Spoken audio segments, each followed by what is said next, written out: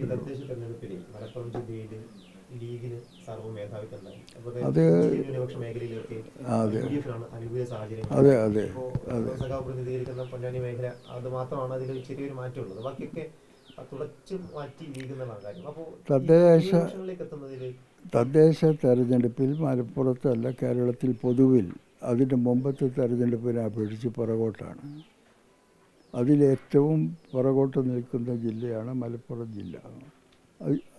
അതാണ്. പക്ഷെ ഒരു കാര്യമുണ്ട്, അവർ നിങ്ങൾ ശ്രദ്ധിച്ചിട്ടുണ്ടായിരിക്കും, അവർ ഈ തെരഞ്ഞെടുപ്പിൽ ഓരോ വാർഡിലും ചെലവഴിച്ചിട്ടുള്ള പണത്തിൻ്റെ കണക്ക്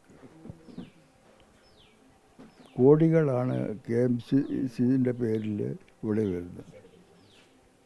അത് KMCCൻ്റെ പണമല്ല, ഇവിടുന്ന് തട്ടിച്ചുണ്ടാക്കിയിട്ടുള്ള പണം അവിടെ കൊണ്ടുപോയി വെളുപ്പിച്ചിട്ട് ഇങ്ങോട്ട് അയക്കുന്നതാണ്.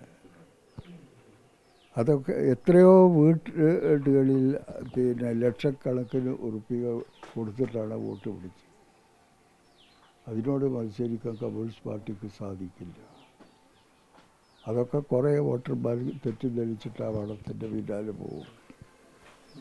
സർക്കാരിൻ്റെ പല വകുപ്പുകൾക്കെതിരെയും വ്യാപകമായിട്ടുള്ളൊരു പ്രതിഷേധമുണ്ട് ജനങ്ങൾക്ക് എന്നുള്ളതാണ് ഇപ്പോൾ UDF ഉൾപ്പെടെ പറയുന്നത്. പല വകുപ്പുകൾ പല മന്ത്രിമാരുടെ വകുപ്പുകളുണ്ടല്ലോ ഈ ഇടതുഭരണത്തിൽ, അതിനെതിരെ വലിയ രീതിയിൽ വിമർശനം ഉണ്ടെന്ന് പറയുന്നു.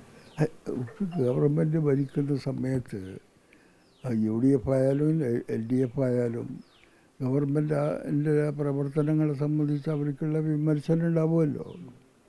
ഇപ്പോൾ കേരളത്തിൽ ആകെ ഒരു കൊല്ലത്തിൽ ചെലവഴിക്കുന്ന ബഡ്ജറ്റ് ഒരു മണ്ഡലത്തിന് കൊടുത്തിട്ടുണ്ടെന്നുണ്ടെങ്കിൽ അവരുടെ ആവശ്യം തീരുമോ?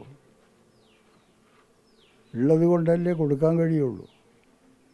എല്ലാ കാര്യങ്ങളും പൂർണ്ണമായിട്ടും അനുവദിച്ചു കിട്ടിയെന്ന് പറയുന്ന സ്ഥിതിയിലേക്ക് രാജ്യം എത്തുമോ?